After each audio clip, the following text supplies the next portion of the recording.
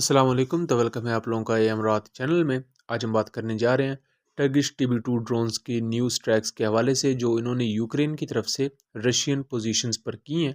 और इनसे वो प्रोपेगेंडा बस्ट होता है जिससे ये कहा जा रहा था कि TB2 ड्रोन्स तमाम के तमाम डिस्ट्रॉय कर दिए हैं रशिया ने। सो ऐसा नहीं हुआ, बल्कि अभी भी TB2 ड्रोन सर्विस में मौजूद हैं और वो मुख्तलिफ ऑपरेशन सर अंजाम दे रहे हैं। दूसरा, पोलैंड एंड जर्मनी के दरमियान इस वक्त टेंशन्स बहुत ज़्यादा बढ़ चुकी हैं, ख़ास तौर पर लेपर्ड 2 टैंक्स की डिलीवरी को लेकर कि जर्मनी इस चीज़ में थोड़ा सा हेजिटेट कर रहा है कि वो डायरेक्टली रशिया के ख़िलाफ़ ना जाए, जबकि पोलैंड अमेरिका का आशीर्वाद लेने के लिए बारहा जर्मनी को भी तनकीद का निशाना बना चुका है कि आप लेपर्ड 2 टैंक के लिए जो कोalition बनाई जा रही है उसका हिस्सा क्यों नहीं बन रहे। और तीसरा, सऊदी अरब ने अपने विंगलोंग 2 ड्रोन से एक एयर स्ट्राइक की है। इस पर भी बात करेंगे, लेकिन वीडियो में आगे बढ़ने से पहले आप चैनल को सब्सक्राइब कर लें, हमारी वीडियोस को शेयर कीजिएगा। ओडिशा का जो रीजन है यूक्रेन में, वहाँ से Turkish made MUML air to ground munition की कुछ पिक्स वायरल हुई हैं, जिससे हमें यह वाजे होता है कि अभी भी Turkish made Bayraktar TB2 drones action में मौजूद हैं और वह रशियन पोजीशंस के खिलाफ मुख्तलिफ ऑपरेशंस कर रहे हैं। इससे पहले अगर इंडियन सोर्सेज की बात की जाए तो मुख्तलिफ इंडियन सोर्सेज की तरफ से आर्टिकल्स भी पब्लिश किए जा चुके हैं कि रशिया ने अपने एंटी ड्रोन जैमर्स की वजह से टर्किश मेड तमाम TB2 ड्रोन्स को डिस्ट्रॉय कर दिया था। तो इस बात में हमें फिर पूरी सदाकत देखने को नहीं मिलती, जबकि ओरिक्स के मुताबिक अभी तक टर्किश TB2 ड्रोन्स ने रशिया के 6 आर्मर्ड फाइटिंग व्हीकल्स, 5 टोर्ड आर्टिलरीज, एक multiple rocket launcher, 2 anti aircraft guns, 3 command post, 6 naval ships और 10 हेलीकॉप्टर्स को तबाह किया है। और उसके साथ साथ 2 लॉजिस्टिकल ट्रेन्स को भी तबाह करने में TB2 ड्रोन्स का किरदार बताया जाता है, जिसको आप यहाँ स्क्रीन पर देख भी सकते हैं। अभी तक जो TB2 ड्रोन्स ने कारकर्दगी प्रोवाइड की है वो आउटस्टैंडिंग है एक ड्रोन होते हुए। हमेशा याद रखिएगा, ड्रोन्स तभी अच्छा परफॉर्म करेंगे जब आपकी एयर सपोर्ट उन्हें प्रोवाइड होगी, यानी कि आपके फाइटर जेट्स एयर वर्दी होंगे और ड्रोन्स को कवर प्रोवाइड कर रहे होंगे, क्योंकि ड्रोन्स बहुत ही स्लो मूविंग टारगेट होता है। अगर उसे सपोर्ट नहीं मिल रही तो वो डिस्ट्रॉय हो जाएगा, उसे दुश्मन का air defence system shoot down कर देगा। सेम काम रशिया ने भी किया था, क्योंकि यूक्रेनियन एयरफोर्स तो शुरू में हमें नज़र ही नहीं आई।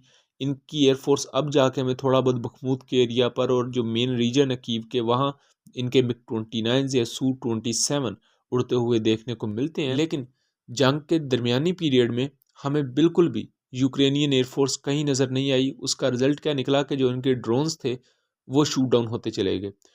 6 सबसे पहले ड्रोन्स डिलीवर किए गए थे TB2 ड्रोन यूक्रेन को। उसके बाद इन्होंने 48 के करीब का मजीद ऑर्डर दिया था और टर्किश सोर्सेज के मुताबिक इन्हें 50 TB2 ड्रोन्स दिए गए थे। लेकिन अगर अब हम देखें तो इनमें से ज़्यादातर शूट डाउन हुए हैं। At least 30 TB2 drones shoot down हुए हैं, ऐसा कहना है रशियन सोर्सेज हैं या इंडियन सोर्सेज हैं उनका। लेकिन यहाँ भी हमें टोटल फिर हकीकत देखने को नहीं मिलती, क्योंकि बैरक्टर TB2 ड्रोन्स ने रिसेंटली एयर स्ट्राइक्स किए हैं, जिनको आपने यहाँ तस्वीर में भी देखा है। इन्होंने वेपन्स यूज़ किए हैं, रशियन पोजीशंस को काफ़ी ज़्यादा नुकसान उठाना पड़ा है। इवन दो इन्होंने रिकॉनेसेंस काफ़ी अच्छी की है इन एरियाज़ में। ख़ास तौर पर अगर हम बात करें, मोस्कोवा क्लास क्रूज़र थी रशिया की, उसे डिस्ट्रॉय करने के बाद उसकी जो पहली तस्वीर एड की गई थी वो भी TB2 ड्रोन से ही ली गई थी। तो TB2 ड्रोन्स ने इन तमाम मुश्किल हालात के बावजूद आउटस्टैंडिंग परफॉर्मेंस प्रोवाइड की है, इवन दो कि उन्हें यूक्रेनियन एयरफोर्स की तरफ से कोई खास कवर भी प्रोवाइड नहीं किया गया था। दूसरा हम बात करें तो यूक्रेन रशिया वॉर की वजह से इवन नेटो के अंदर भी दरारें पड़ना शुरू हो चुकी हैं, या ये कहूँ कि कॉन्फ्लिक्ट जन्म ले रहा है, जिसमें पोलैंड और जर्मनी सर फहरिस्त हैं। रिसेंटली पोलिश प्राइम मिनिस्टर ने अपना रिसेंट बयान दिया, जिसमें उन्होंने कहा कि जर्मनी एक बड़ी इकोनॉमिक और मिलिट्री पावर है, लेकिन उसके बावजूद वो ये कहना चाहेंगे कि अगर जर्मनी यूक्रेन को लेपर्ड 2 टैंक्स प्रोवाइड नहीं करता तो यूरोप और नेटो ये जंग ज़रूर जीतेगा, चाहे जर्मनी हमारा साथ दे या ना दे। यानी जर्मनी को एक थ्रेटन किया उन्होंने। बेसिकली जब Ukrainian prime minister Zelensky America के दौरे पर गए तो उन्होंने ये रिक्वेस्ट की थी कि हमें लेटेस्ट टैंक्स, फाइटर जेट्स चाहिए, जिस पर अमेरिका ने कहा कि हाँ, हम आपको ये प्रोवाइड करेंगे। Even Patriot surface to air missile systems भी उन्हें दिया गया है।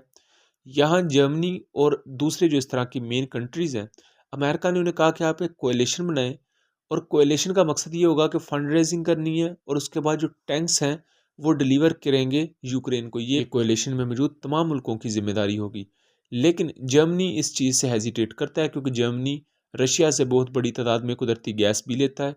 उसके अलावा जर्मनी के रशिया के साथ अच्छे ताल्लुकात हैं। सो जर्मनी इस चीज़ को बुरा समझता है कि अगर वो इस तरह डायरेक्टली एक कोएलिशन का हिस्सा बन के यूक्रेन को टैंक्स प्रोवाइड करे, तो इससे ज़ाहिर बात है रशिया को बुरा लगेगा और रशिया ऑफेंड होगा। और जब तारीख में भी ये लिखा जाएगा तो इस कोएलिशन का जिक्र आएगा, वहाँ अमेरिका को कहीं भी नहीं लिखा जाएगा, हालांकि इस तमाम कोएलिशन का जिम्मेदार अमेरिका ही है अंदर खाते। Same deputy foreign minister Poland के, उसने भी यही कहा कि अगर जर्मनी हमारी मदद नहीं करता ये टैंक्स प्रोवाइड करने में यूक्रेन को, तो जर्मनी इंटरनेशनल आइसोलेशन में चला जाएगा और उसमें इवन पाबंदियाँ लग सकती हैं। हालांकि ये बहुत बड़ा बयान है, ऐसा कुछ होने नहीं वाला, लेकिन फिर भी पोलैंड को इतना दर्द क्यों हो रहा है यूक्रेन का। हम यहाँ ये नहीं बात कर रहे कि यूक्रेन सच्चा है या रशिया सच्चा है, ये एक कॉन्फ्लिक्ट है। हम जस्ट इसका एनालिसिस करते हुए बात कर रहे हैं कि पोलैंड इतनी ज़्यादा तरफदारी इस वजह से कर रहा है कि वो अमेरिका का आशीर्वाद चाहता है, क्योंकि शुरू से यूके, फ्रांस, जर्मनी ये वो कंट्रीज़ रहे हैं जो अमेरिका के ज़्यादा करीब थे। मिलिटरली ये कंट्री स्ट्रॉन्ग थी, इकोनॉमिकली ये कंट्री स्ट्रॉन्ग थी, और वैसे भी अमेरिकन इंटरेस्ट इनके साथ ज़्यादा जुड़ा हुआ था। सो पोलैंड कोशिश कर रहा है कि वो अमेरिका की तवज्जो हासिल करने के लिए थोड़ा सा जर्मनी के खिलाफ बोल रहा है। तीसरा बात करें तो सऊदी अरेबियन एयरफोर्स के एक विंगलोंग 2 ड्रोन ने रिसेंट कार्रवाई की है हौसी बागियों के खिलाफ यमन के अलजर्रा डिस्ट्रिक्ट में, जो कि हुदैदिया का इलाका है।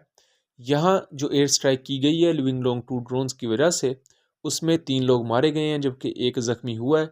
यहाँ जो ईरानियन सोर्सेज हैं जो कि ओबियसली सऊदी अरब के ख़िलाफ़ हैं, उनका कहना है कि जो 3 लोग मारे गए हैं ये 3 यमनी बच्चे थे, जबकि सऊदी अरब का ये कहना है कि जो 3 लोग हमने एयर स्ट्राइक में मारे हैं ये 3 हौसी बागी थे जो हमें मोस्ट वांटेड लिस्ट में हमारी शामिल थे। यहाँ देखने वाली बात यह है कि विंगलोंग 2 ड्रोन्स को यूज़ किया गया जो कि एक चाइनीज़ यूसीएवी है। पाकिस्तान इन ड्रोन्स को यूज़ करता है।